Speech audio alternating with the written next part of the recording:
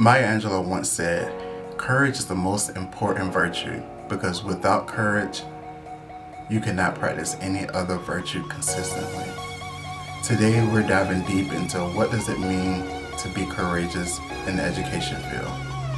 How can I be courageous as a teacher or as an administrator or even as a parent?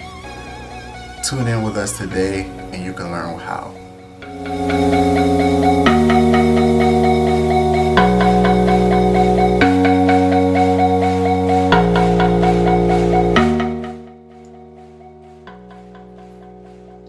So we're here, episode 3 of Ed Talks with the Soul. Today's topic is how to be courageous. Wow, that's a lot to kind of take in, a lot to kind of process. But as we dive deep into it, we're really blessed today to have two people who are so knowledgeable in the education field and just being great at everything that they do. So I'm gonna give them opportunity to introduce themselves, and then we're gonna go straight into our episode. Dr. Boutique. Greetings, everyone. I am Dr. Gloria Bucci. I am a Carolina Distinguished Professor at the University of South Carolina. I'm also the Executive Director and the founder of the Center for the Education and Equity of African American Students, or CEEAAS. And I'm happy to be here to do this. And good afternoon, good evening. My name is Baron Davis, Dr. Baron Davis, and I have the awesome honor and privilege of serving the Superintendent of Schools for Richland School District 2, right here in the Northeast section of Columbia, South Carolina. And it is indeed an honor and privilege to have an opportunity to discuss courage and courageous leadership in this format today. So I'm looking forward to the opportunity to share. Great. So let's dive deep in. We're going to start with this quote from Nelson Mandela. It says, "I learned that courage was not the absence of fear, but the triumph over it. The brave man is not he who does not feel afraid, but he who conquers that fear." So hearing that quote, what's the first thing that comes to mind? How do you apply that to what you do on a daily basis? Well, I definitely don't think that courageous leaders operate in the absence of fear. To be honest, I think it probably would be very difficult, and specifically we talk about being a courageous leader and being an African-American courageous leader in today's world, where you are often judged, criticized, and overanalyzed for the decisions that you make. Now, some may disagree with that, but if you haven't ever been an African-American leader, and rose to a certain level of leadership, and you have no idea of the type of scrutiny that comes along with your leadership. And so that in itself can breed oftentimes fear in making some very tough and challenging decisions because it may not be perceived well by others. And so it's very difficult, I think, but courage is pushing those fears aside and making the decisions and taking the actions that are necessary in order for you to embed the lives of others, particularly the group or the team or the institution or the organization that you are serving as the leader, or just in general, making that decision. So courage is required, I think, as a part of leadership. I definitely concur, and +1 to everything you said, Dr. Davis. The first thought I had about the quote was I'm going to add she as well to the quote. On my wall, I have in my office at home, I have a quote that says, "Well-behaved women rarely make history." And so we want to make sure we include the voice of the women as well. And, one of my favorite quotes about courage comes from Dr. Adelaide Sanford, who was commissioner of New York schools for 12 years. And she says, "We have to learn how to be courageous without being suicidal." And so that means that we're in these positions, as Dr. Davis said, as African Americans who are leaders. These are actually privileged positions. And so we have to know how to spend that privilege in ways to make a difference and recognize these as positions of power where we can make a difference in the lives of children who were once children just like us.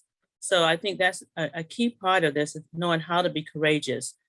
And yet you don't want to be suicidal, because if you end up running the whole situation, you won't be able to accomplish the things you want to anyway. So, one of the things I recommend is having a network of people who you can work closely with, who will always have your back. And I call them a kitchen cabinet. These are people who are also dedicated to trying to make the changes you're trying to make, and that they're going to be there for you. They're going to advise you. But part of being courageous is having just collaborators who are also working with you. So you're not isolated, so you're not out there by yourself.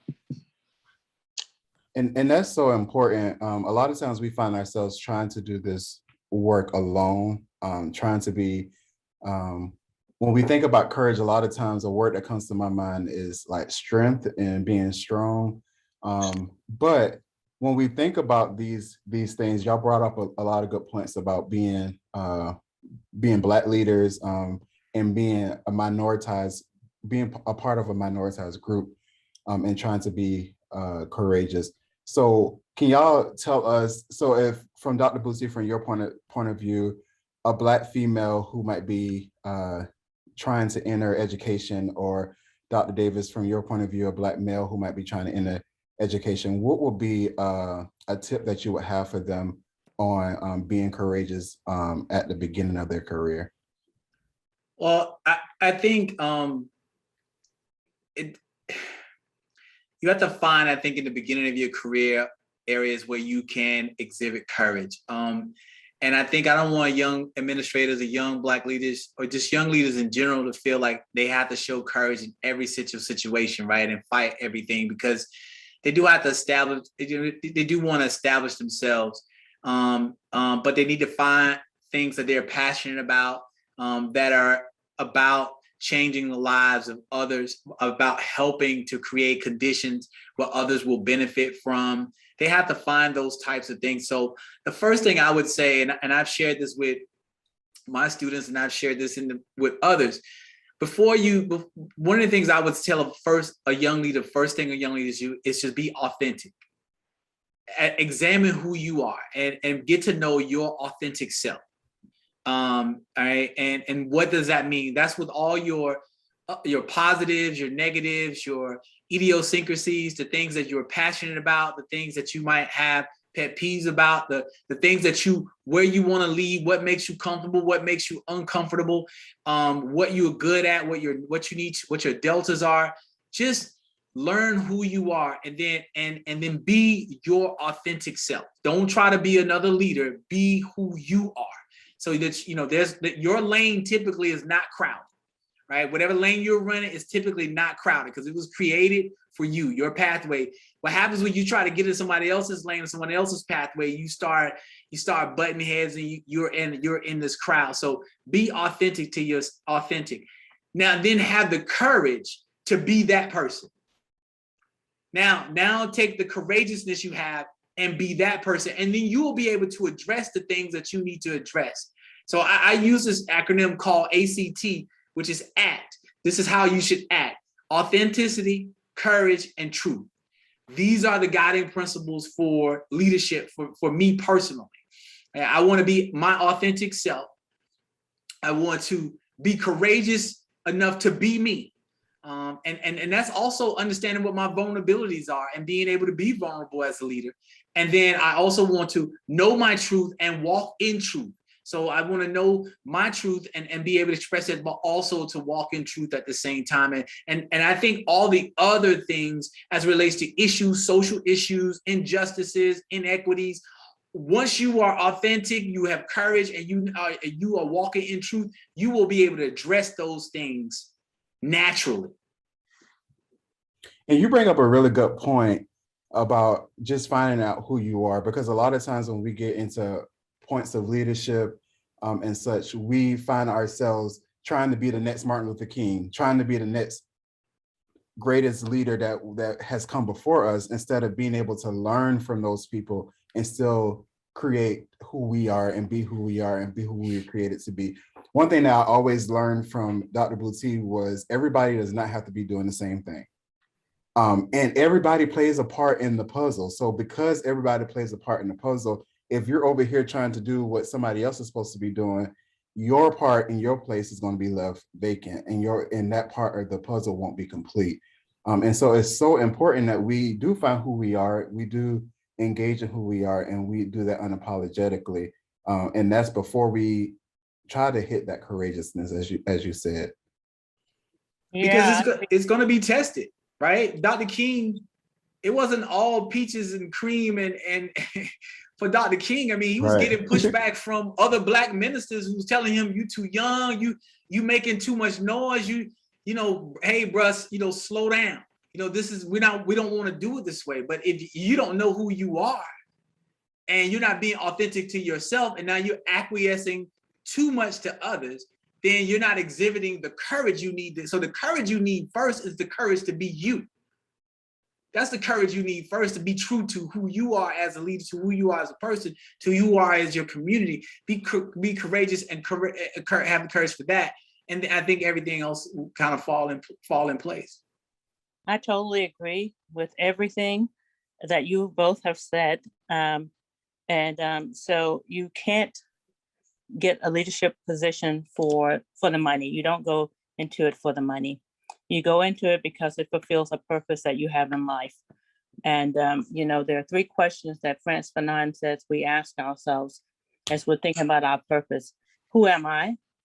That means, why am I here? What is my purpose? You know, am I all that I think I am?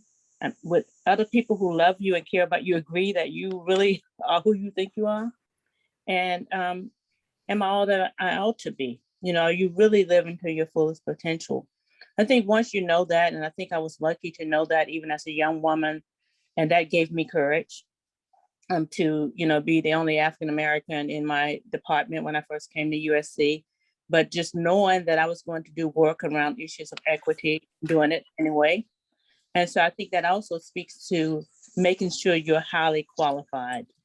Because, you know, it's not like the university really wanted to tenure me, but I made it such that they could not help but tenure me, right?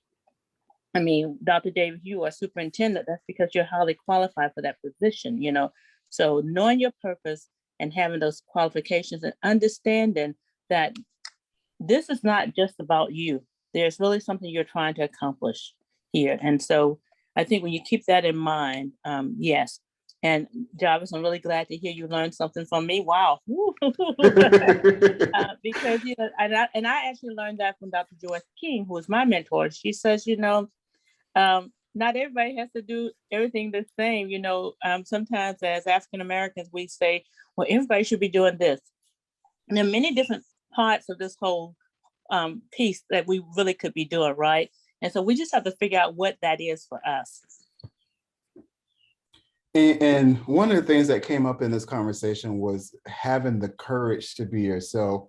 And a lot of our conversation so far has been about leaders, but I really find that to be applicable for our students and our teachers, and really having the courage to be who they are unapologetically. So from the standpoint of a student, what are some things that students can take in mind, or some things that students can do to feel a little more comfortable about being who they are?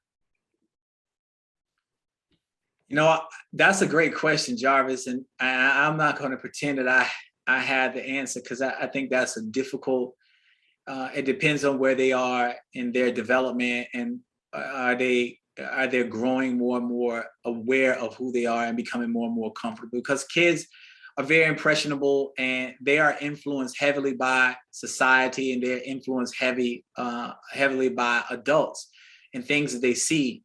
They spend an enormous amount of time on social media and other mediums that give them these messages and images, probably 10 times or tenfold what I saw as a young person. And I know how those things can shape you if you don't have counter images that maybe paint a different, more positive picture, right? And so I don't know that, but I can say this. I would share with any young person the same thing that my grandmother would share with me when I was growing up, that, it didn't resonate with me as a young man, as a young boy and a young man, until I got much older. And it started making perfect sense. And I realized that she was speaking something over me each and every time she would say to me. And she would repeat 1 Corinthians 16, verse 13 through 14, which is basically be on guard, stand firm in the faith, be courageous, be strong, and do everything in love. And that's a Bible verse that has stuck with me my entire life. Was to basically to always to be on guard, to stand firm in my faith, to be courageous and be strong, but do everything in love. And those are the ways I try to apply that to my life and to my leadership.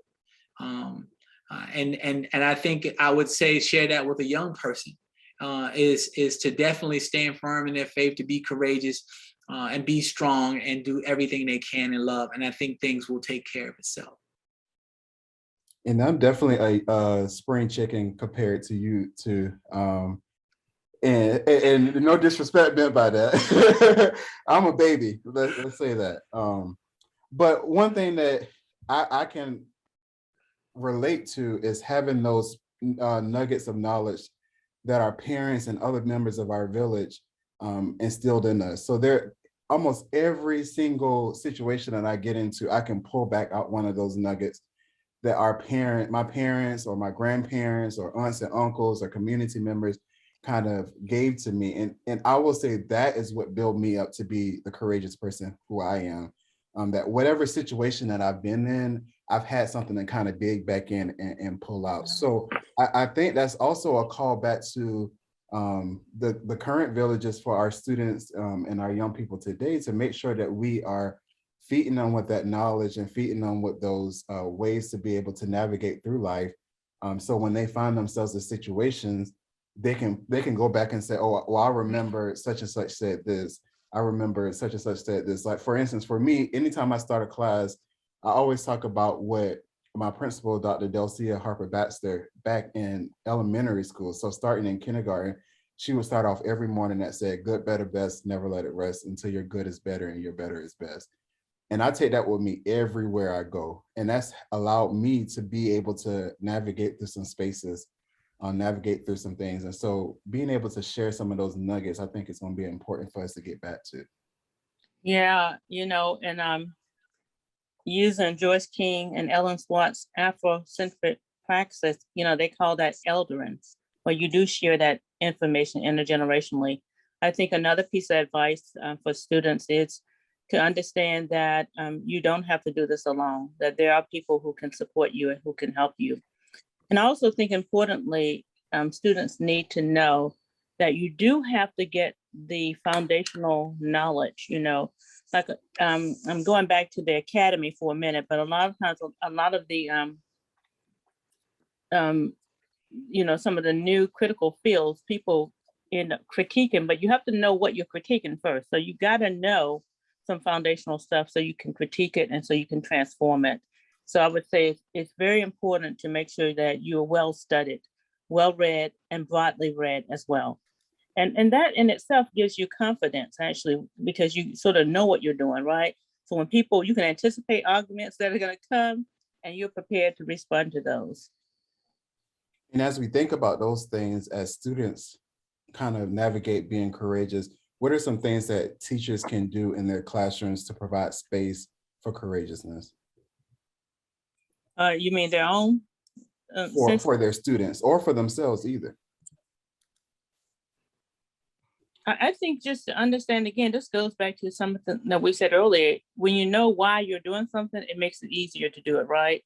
So when you're trying to teach in a way that's mindless, where you're just trying to follow curriculum guides that you haven't interpreted, you haven't figured out how to mediate, you're going to have a difficult time, Again, I think collaboration is important. So working with grade level teachers, when, we're talking about issues of equity at the center. So I'm just going to focus on that. when you're getting ready to do something that you think is going to cause some controversy or get pushback, communicate with administrators, communicate with other teachers. Again, be prepared, understand how it connects with the standards of whatever you're doing, but also understand your discretionary power. There are so many moments in the day that teachers make decisions that have nothing to do with anything anybody has told them. Deborah Lowenbald Bald has done a lot of work at University of Michigan about looking at teachers. On the average, teachers have 1,200 to 1,500 interactions with their students.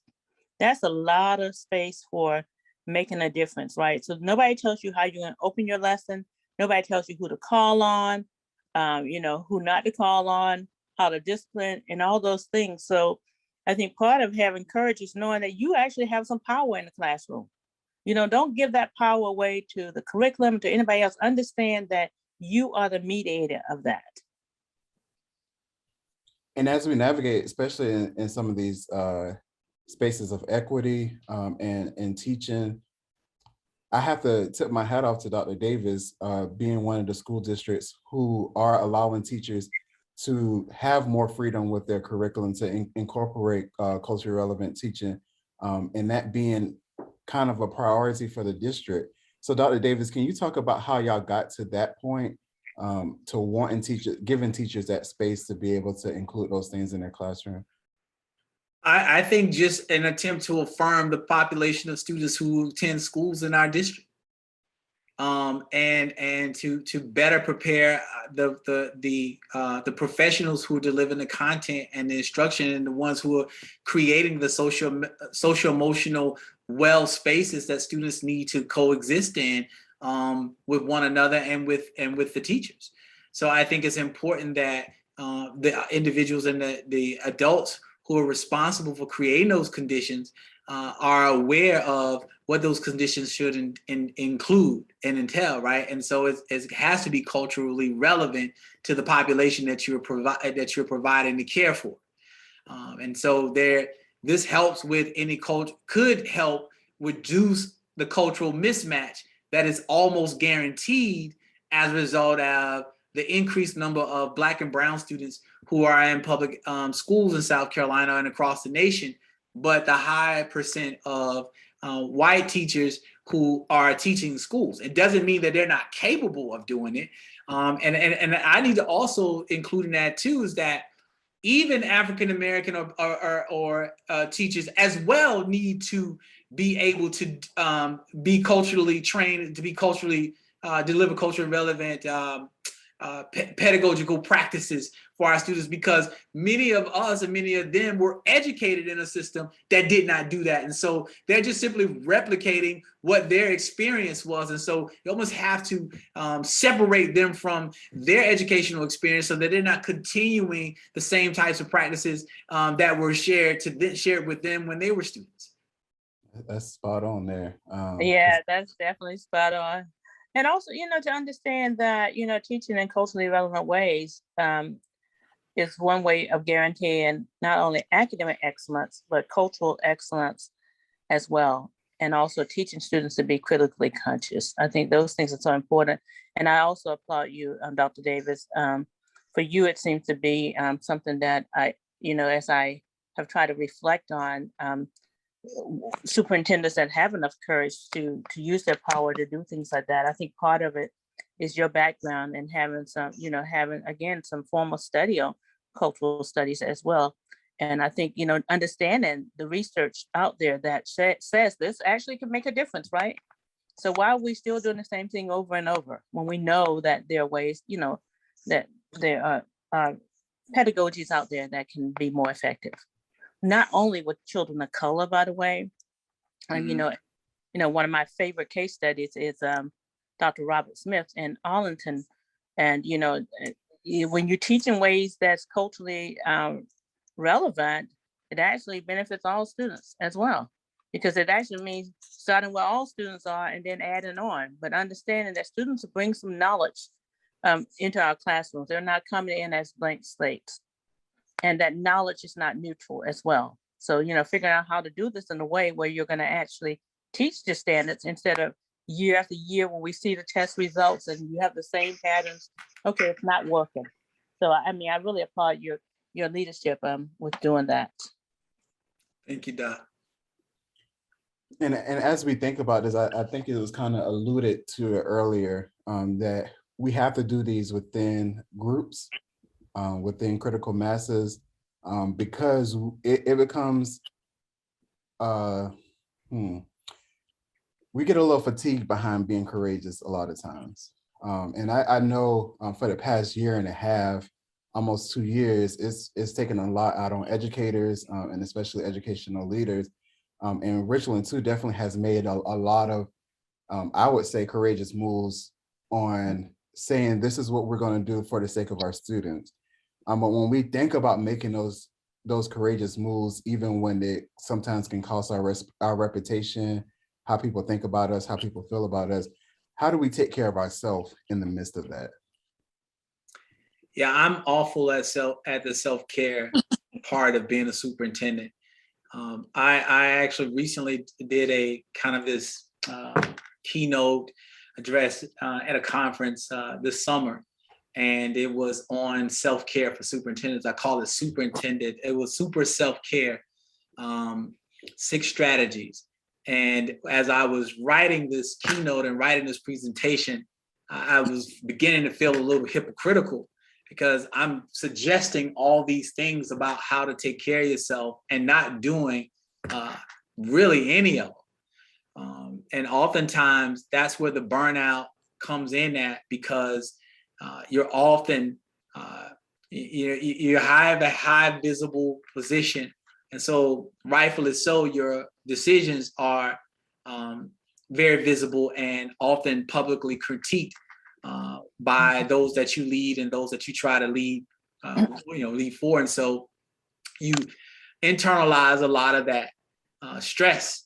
But one of the things I did that did help me, and I will share this, was I shared this with my staff last year as we were just beginning with COVID. And it was a part of my morning meditation. I came across, it was in the book of Numbers. I think it's like 11:11, somewhere around in the book of Numbers, around 11:11. And it was Moses was basically having this conversation with God and asking God, why did he burden him with this? The children of Egypt were complaining about being in the wilderness, and they were saying, we would just rather stay in bondage than to be out here in this wilderness eating, cucumbers and things like that. At least we had meat when we were in Egypt. Mm-hmm. And Moses was asking God, why did he give him this burden to shoulder? And God told Moses to go get 70 people so that he could take some of the anointment off of Moses and put onto these 70 people who would help him govern and work and deal with all the things that were going on. And so I realized at that moment that I needed to involve more people to help me with the work that I was doing. I was shouldering too much of the responsibility, not giving away my responsibility for leadership, but be better at including others and helping me deal with the challenges that we were facing, which were new to me as it was to all superintendents, because no superintendent had led through a global pandemic before. That's right. And none of us had this experience or this knowledge base. Nothing prepared us in our text. Uh-huh. It doesn't matter what it was. None of us was prepared for this, the ever-changing regulations, the political side of this thing, the financial side of this thing, the teacher shortage issues, all of it kind of came to head, along with addressing the inequities that were already there that were now exacerbated and magnified and amplified as a result of COVID. So you needed assistance to get that done. And so I was able to start releasing some of that, I think, which really got me through the first year of dealing with it. Now the work comes in and trying to spend some time really taking care of myself physically, mentally. You have to not get too caught up in social media. I don't have a Facebook page. I do have a Twitter account and Instagram, but I try not to get too caught up in those things because people will use those forums to they'll really attack you if you are not careful. And at the same time, don't allow it to be some space of affirmation either, because they'll affirm you today and they'll crucify you tomorrow. So out of the same stage that they put you on, they'll break that wood up and put you on a cross. So you have to have some balance in this thing. Yeah, I'm with you on that social media piece, because I stay Yeah. away from the comment section on most things, Mhm. because I'm like, what are you saying? Where did this come from? Like, aren't you the same person who was praising this person yesterday? Aren't you supposed to be on my side? And you saying these types of things, it can really drag you. So I want to, you had me chuckling, and you were spitting a lot of knowledge there. So, I find this work exhilarating, actually. And I think part of it is because I understand it. I think about Derek Bell's idea of sober hope. Sober hope, is just seeing things for what they are and understanding that we can make a difference in some spaces, and we're not going to win all battles, especially sort of anticipating some pushback, right? He uses the term sober as if you think about when you drink or if you're drunk, you don't see things for what they are. That's sort of naive hope. But sober hope, you understand what it is. So when you know what you're doing, that helps. And I tell my doc students all the time, the academy does not love you. Don't ever think you're indispensable, right? You can be here one day, they could love you, and the next day they may not. So you understand what you're dealing with. You understand the landscape you're on. You also understand that part of having sober hope in the work we're doing is that not all people are going to ever be on board, and that can't be your goal. If you think everybody's going to like you, or you won't ever get criticism, okay, you're not going to do too well. And also for me, when I think about critical race theory, and the two schools of thought there, whether it is the racial realist or the racial idealist. I'm a racial realist, and I believe racism is permanent. I think we have to push back on it so that it's not going to be as bad as it is. But we have to understand that there will be pushback. It will be consistent. And when you're doing work that's trying to interrupt that, you can expect pushback, right? And so I think those are things that help me. And my basic philosophy in life, and I'm like you on this one, Baron, I haven't done really well on this, is work hard and play hard. And so I work really hard. And Jarvis has been doing a really good job of making sure I play more. Yeah. Before the pandemic, I was really good with the balance. This pandemic has thrown us in so many ways. It's thrown our schedules off. We're on Zoom all day and night. It looks like people think we need more meetings, but I believe in having fun. So I play, I love playing. And, so I like partying, I like dancing, I like eating, I like traveling. And to have those things in your life. This year and the last year and a half, I've not been able to travel internationally. That's a key part of my play. And so, but I do keep in the back of my mind that you must take care of yourself, because these institutions will stand. They are going to remain standing. While we are in them, we do the best we can. We make a difference. We live our purpose. And then we understand life goes on. That's how it works, right? But your family and your friends, that inner circle, those are going to be the people who probably will remember you long after others forget you. And that's so important for us to just remember yourself. That's one of the biggest lessons that I learned when I started my PhD program, is you got to remember yourself, and doing whatever that takes to take care of yourself. But it's been a lot to unpack in the conversation that we've had today.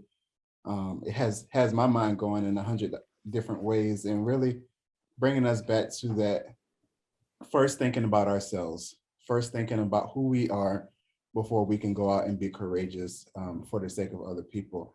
I want to end today with a quote from Marianne Radmacher that says, "Courage doesn't always roar. Sometimes courage is the little voice at the end of the day that says, I'll try again tomorrow." So take that as you go into your daily lives and your professional lives, and just remember first who you are, why you're doing what you're doing, and then use that as some fuel for the courage to do what you want to do to make a difference for others. Thank you for joining us in this episode. Thank you, Dr. Davis and Dr. Boutte, for being with us today. It's been a great episode, and join us next time for Ed Talks with the Soul.